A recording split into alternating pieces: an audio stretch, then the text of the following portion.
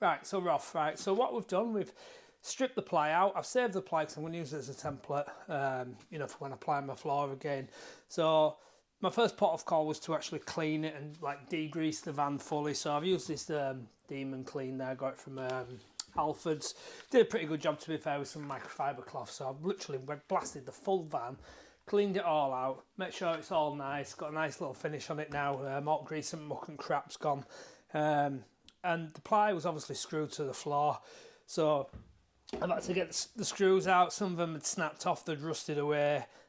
So like I said, completely, you know, first time ever done this, and first port of call seems to be filling the holes, dealing with any rust that started to appear, filling the holes, and then obviously you go on and insulate your floor from there on. So what I was going to do originally was going to get some of that 2-part epoxy resin type filler, the putty stuff, and put that in, sand it down and fill it. And then I come across a guy last night, I can't remember what his name was, somebody had recommended to him to actually re-drill the hole slightly bigger for a rivet, pop a pop rivet in, and rivet it. And what he was doing, he was putting a little bit of silicone around the rivet, popping the rivet in the hole. But my line of thought, after looking at the holes and sanding one back, that the rust has sort of started to spread under the paintwork. So you're going to have a line of rust on that hole that you drilled. So what I'm going to do, I'm going to dip the rivet in some Hammerite. I'm going to rivet it on then. Sand the hole down first, prepare it. I'm going to show you all that. I'm going to dip the rivet in some Hammerite, rivet the hole, and then I'll then Hammerite over the full area that I've sanded. But yeah, I've just had a little test run on it. It seemed to work quite well. So I'll show you how I've gone about with that now. So there's obviously the holes where the ply's been fixed down. You can see where it's raised up a little bit on that one there. Obviously where the screws pull the metal up into the backside of the ply. So I'll just give that a little flatten there with the hammer. Just get that one so it's down. You can see how the rust has started to spread. So what I bought this rapid, it's called a rapid strip Norton disc for the angle grinder. Obviously I've got a full range of tools because obviously you know, I do build garden rooms for a living. So I've got an angle grinder already, so I'm not going to account for that in the cost because obviously I've got all the tools anyway. So I've just watched to show you how quickly it strips it off.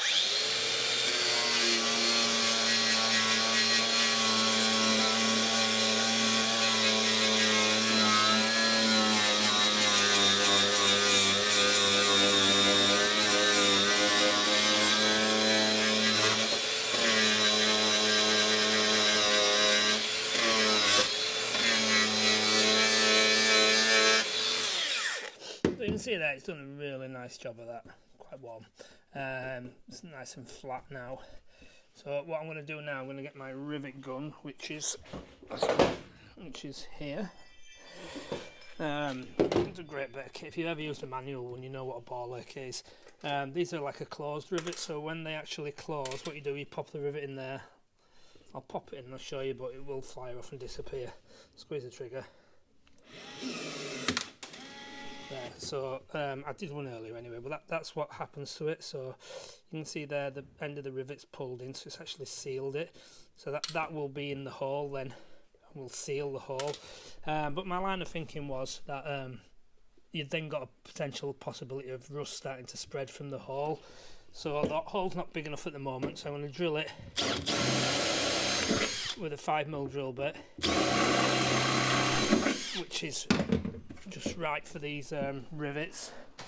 Get myself a couple of rivets. Now, I know the downfall of this is I'm going to have loads of drips of white paint on my drive, but they'll jet wash off, I'm sure. So, I'm just going to offer that rivet into the hammer, right?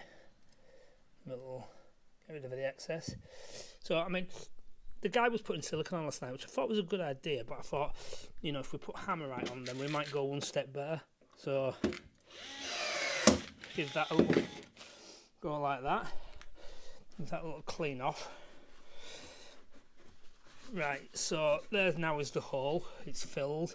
I'm assuming there's Hammerite dripping on my drive at the moment, but there's also Hammerite on the internal of the hole there, on the sides of it, in my mind anyway, so that's what I'm thinking.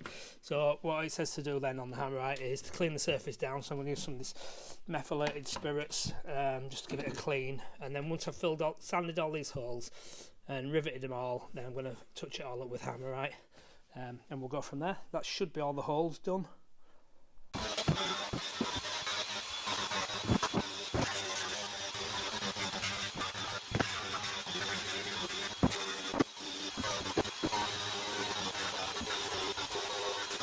So I've took this back trim off as well, which went there. It's absolutely caked in crap, so I'm going to give that a clean down and treat any rust that needs looking at. Right, so this bit here, obviously there's some rust starting to appear there. My boarding, my flooring and boarding will only go to there because obviously that plastic trim goes on there. So what I'm going to do, I'm going to leave that because I'm going to replace this seal because it's seen better days, and I'll treat all that then. When I come and do that, I'll take these off. Don't take them off at the moment because I'll probably not set them back right and the doors won't look properly. But I'm going to treat all that, get rid of all that, tidy that up with some hammerite, and probably buy a new one of these back trims as well, obviously, because that's 4 years of crap in and out of the van. It's seen better days, so I'll get a new one of them as well. So that's all my holes riveted, right or wrong. I thought it was a pretty good idea, so gone with that. All hammerite, very little hammerite on the drive, so happy with that. I'm going to rub it down with some methylated spirits now, give it a good old clean before we paint it with the hammerite. And that's that part of that job done as far as I'm concerned. Obviously I'm going to address the back of that at a later date, but my main goal today was to get this down. Right, so that's it. I've given all that coat of hammerite now. I've touched up a few little scratches in paintwork as well. I'm just going to let that go off now. So my rivets are in. I thought it was a good idea. Like I said, I can't remember who I watched last night. I started to watch that many different things, but it seemed like a good idea. And they filled the holes, they sealed the holes as well, so we're just waiting for them to go off, the paint to go off now, and then we can crack on with something else. And exciting times, I'll just show you. There you go, in that brown box is the back glazing for the back doors. So that might be the next project because we're still waiting for the what we're waiting for. We're waiting for the sound deadening to come, so there it is. One thing I haven't done, I haven't took these tie downs off because I haven't got I think it's a T45 bit, but I'm going to pick one of them up. I had to go by hand and it took ages, so I sacked that off. But I'll get them out. What I'll probably end up doing is putting the bolt back into the hole and just painting over that then, just to seal the hole, and that'll be that. What I am sort of concerned about is the fact that these ridges in the floor, obviously when I put that insulation down, let me see if I've got a little bit here. So when I put the insulation down, you can see the holes underneath it. Now I tried to look last night about how people address that. There was one company that used like a sound deadening mat, but of course I want to put my battens on there as well. So I might have to look into that and see what we can do, because obviously gaps under there are no good. They're going to harbour moisture, I guess, and cold floor is then going to turn that to condensation and possibly start to rot the van, which we don't want, so we'll address that. Anyway, so that's it. Please like and subscribe, and if you're new to the channel and you've not seen us before, well, just put my t-shirt and paint. No, if you're new to the channel and you're just here for the camper van conversion, then please give us a like and just let us know that you're new as well. Alright, see you next time.